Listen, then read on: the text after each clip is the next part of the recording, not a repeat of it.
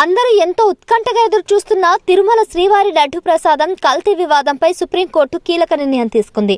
ఆంధ్రప్రదేశ్ ప్రభుత్వం ఏర్పాటు చేసిన సిట్ను పక్కన పెట్టేసి కేంద్ర రాష్ట్ర అధికారులతో కలిపి ప్రత్యేక దర్యాప్తు బృందాన్ని ఏర్పాటు చేసింది. తిరుమల లడ్డూలో కల్తీ నెయ్యి వ్యవహారంపై సుప్రీంకోర్టు కీలక ఆదేశాలు జారీ చేసింది. సిబిఐ డైరెక్టర్ పర్యవేక్షణలో స్వతంత్ర సిట్ ఏర్పాటు చేయాలని ఆదేశించింది.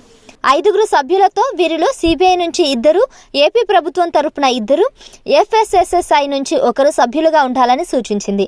తిరుమల లడ్డూ అంశం భక్తుల విశ్వాసానికి సంబంధించిన అంశమని సుప్రీంకోర్టు వ్యాఖ్యానించింది. అలాగే తిరుమల లడ్డూ అంశంపై రాజకీయ పరమైన వ్యాఖ్యలు చేయకూడదని justice BR Gavai, justice KV విశ్వనాథులతో కూడిన సుప్రీంకోర్టు ధర్మాసనం ఆదేశించింది. అంతకుముందు కేంద్రం తరపున సొలిసిటర్ జనరల్ తుషార్ మెహతా సుప్రీంకోర్టుకు తన అభిప్రాయాన్ని తెలిపారు. తిరుమల లడ్డూకు సంబంధించిన మొత్తం అంశాన్ని పరిశీలించానని, సిట్ సభ్యులపై ఎలాంటి సందేహాలు లేవన్నారు.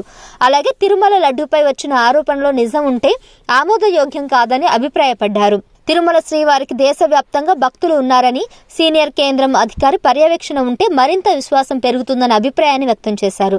తిరుమల శ్రీవారి లడ్డూ ప్రసాదం తయారీకి కల్తీ నెయ్యి వినియోగించారన్న ఆరోపణల అంశంపై సుప్రీంకోర్టులో మాజీ ఎంపీ సుబ్రహ్మణ్య స్వామి, YSRCP MP YV Subbareddy, Sudarshan TV editor Suresh, Vikram Sampath అనే భక్తుడు పిల్ దాఖలు వేశారు.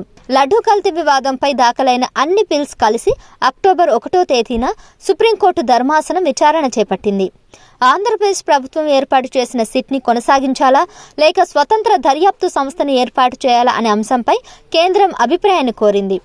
ఈ మేరకు అభిప్రాయం చెప్పాలని సొలిసిటర్ జనరల్ తుషార్ మెహతాకు కోర్టు సూచించింది. ఈ అంశంపై మళ్లీ గురువారం మధ్యాహ్నం 3:30 గంటలకు విచారణ జరగ్గా కేంద్రం తరపున హాజరైన సొలిసిటర్ జనరల్ తుషార్ మెహతా తనకు 4వ కోర్టులో మరో కేసు విచారణలో ఉందని, ఈ కేసు విచారణను శుక్రవారం ఉదయం 10:30 గంటలకు తీసుకోవాలని సుప్రీంకోర్టుకు విన్నవించారు. మెహతా విజ్ఞప్తిని పరిగణలోకి తీసుకున్న జస్టిస్ బిఆర్ గవాయ్ తిరుమల లడ్డూ ప్రసాదంలో కల్తీ నెయ్యి వివాదం కేసును శుక్రవారం 1వ నెంబర్ కింద విచారణ చేయడానికి అంగీకరించారు. ఇవాళ విచారణ చేపట్టిన సుప్రీంకోర్టు 5 కేంద్ర రాష్ట్ర అధికారులతో కలిసి సిట్ ఏర్పాటు చేసింది. సిబిఐ డైరెక్టర్ 2 అధికారుల పేర్లను తెలియజేయనున్నారు.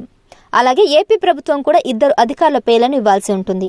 తిరుమల లడ్డూ అంశంపై రాజకీయ పరమైన వ్యాఖ్యలు చేయకూడదని సుప్రీంకోర్టు వెల్లడించిన నేపథ్యంలో ప్రస్తుతానికి లడ్డూ వివాదం సద్దుమణుగుతుందని అనుకోవచ్చు.